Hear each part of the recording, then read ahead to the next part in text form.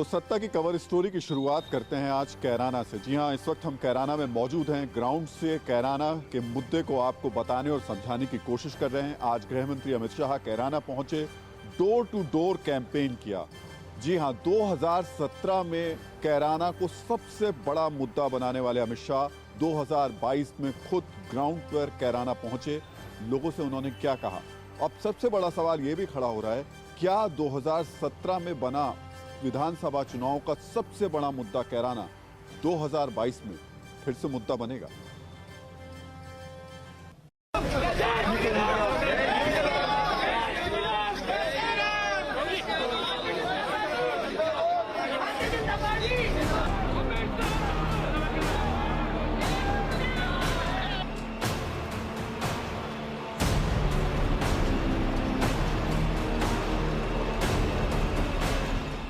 क्या यूपी में अब सारे समीकरण बौने साबित हो जाएंगे? क्या सारे मुद्दे यूपी चुनाव में अब छोटे पड़ जाएंगे? क्योंकि यूपी की चुनावी लड़ाई अब कैराना पर आ गई है। कैराना में गृह मंत्री अमित शाह की एंट्री क्या कहती है?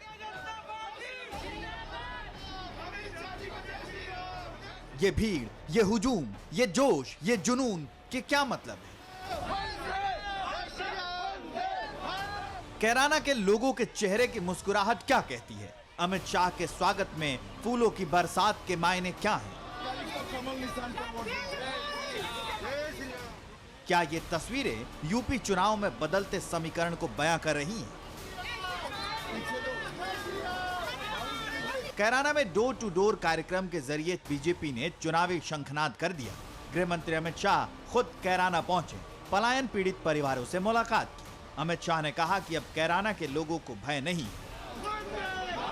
कैराना है जहां पहले से लोग पलायन कर रहे थे। आज मैं जब राउंड लेने निकला, उन्होंने कहा मोदी जी की कृपा हो गई, भाजपा की सरकार बनी, योगी जी ने कानून और व्यवस्था को सुधारा है, हमें पलायन करने वाले पलायन कर गए हैं।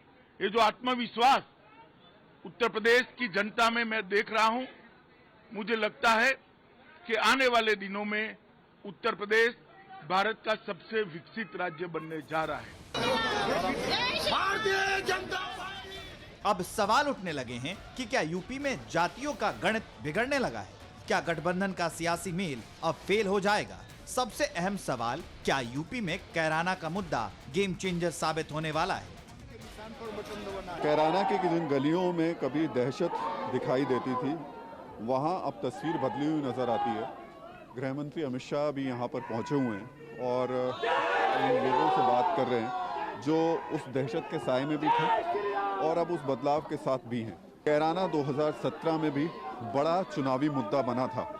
उस वक्त भी जब ये मामला उठा था, सबसे पहले गृह मंत्री अमित शाह ने ही उस मामले को यूपी की सियासत में एक बड़े मुद्दे के तौर पर पेश किया था।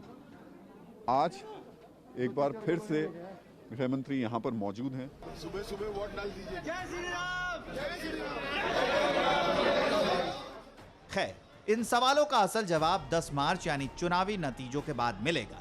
फिलहाल इससे इनकार नहीं किया जा सकता कि पिछले चुनाव में वेस्ट यूपी में कैराना कार्ड से बीजेपी को फायदा मिला। इस बार भी यूपी फतेह की तैयारी कुछ ऐसी ही नजर आ रही है।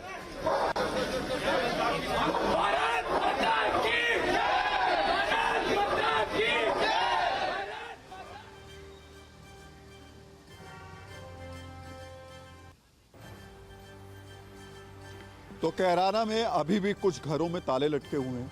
वहां से गए लोग अभी तक वापस नहीं आए, लेकिन बहुत सारे लोग वापस भी आ चुके हैं। कैराना में 5 साल में कितना बदलाव आया, ये यहां लौट कर आने वाले लोगों की जुबानी सुनिए।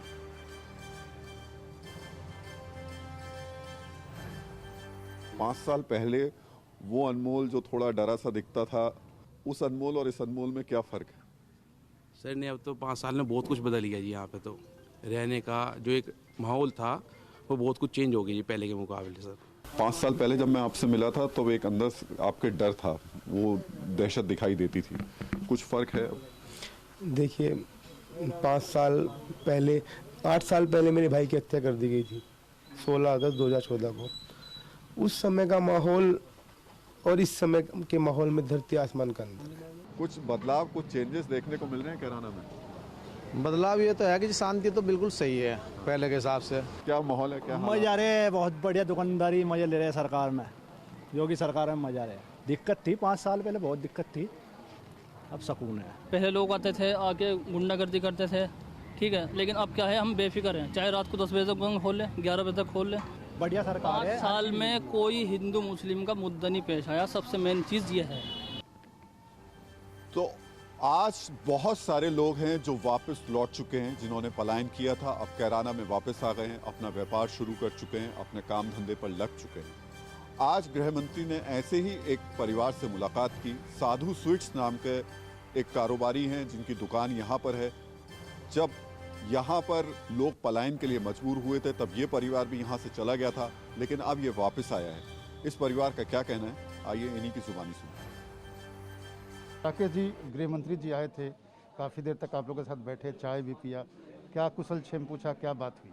नहीं, कुशल क्षेम तो यही पूछा कि जो आपको मान लो उस टाइम आप पलायन कर गए थे, क्यों कर गए थे, क्या मुद्दा था, कैसे आप फिर वापस आए, आप बीच में आप इतने टाइम तक यहाँ रहे, आने के बाद आपने कैसा महसूस करा? तो उसका तो यही है कि भाई मान लो जब हमारे पास फिरौती की चिट्ठी आई थी और हम यहाँ से 3-4 मर्डर हुए थे शहर के अंदर, दिन दहाड़े गोली मार दी गई। जिस शहर में दिन दहाड़े गोली मार दी जाती हो और उनका प्रशासन कुछ ना कर पाए तो वहाँ की व्यवस्था या वहाँ के नागरिकों का हाल आप महसूस कर सकते हैं खुद के कैसा होगा।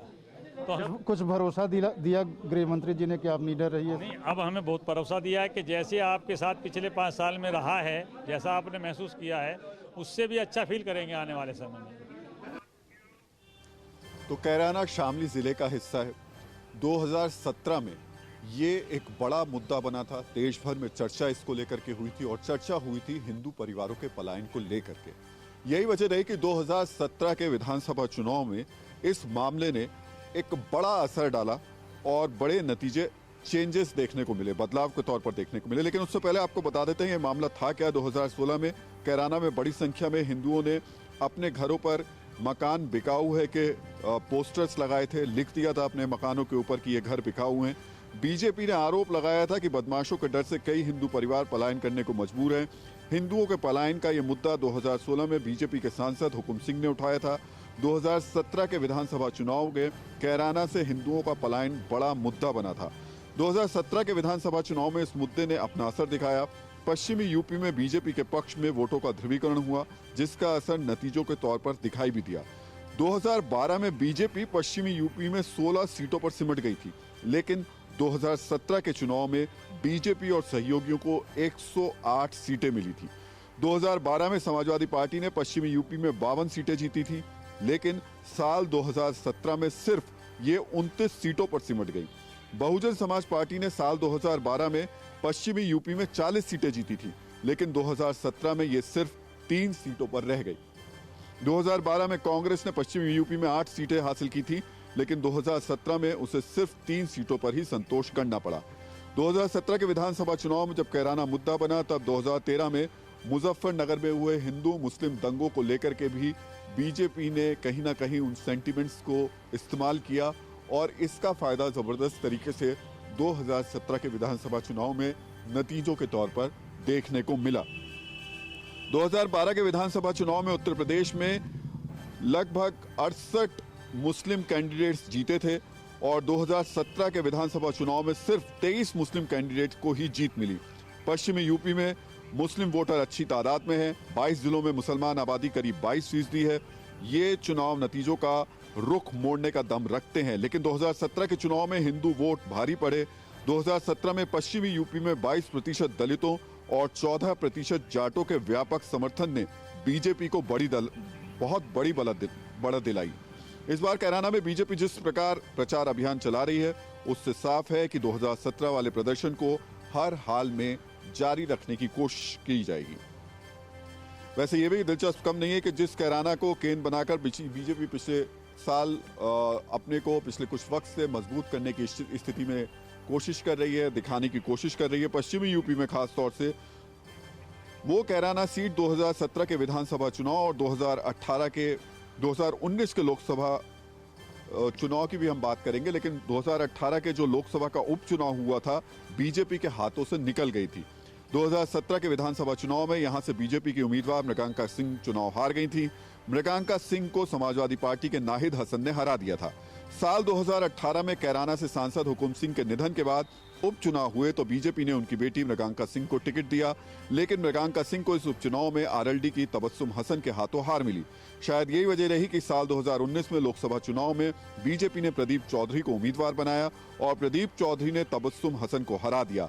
लेकिन इस बार विधानसभा चुनाव में बीजेपी ने कैराना सीट से एक बार फिर मृगांका सिंह को ही मैदान में उतारा है। समाजवादी पार्टी ने नाहिद हसन को टिकट दिया है, लेकिन नाहिद जेल में है। नाहिद हसन के जेल जाने के बाद उनकी बहन इकरा ने निर्दलीय पर्चा भरा है और इकरा का कहना है कि वो अपने भाई के लिए मोर्चा संभाल रही हैं, मोर्चा संभाल सकती हैं। राजनीतिक पार्टियों को अपने समीकरण के हिसाब से वो साधने में भी लग गई हैं।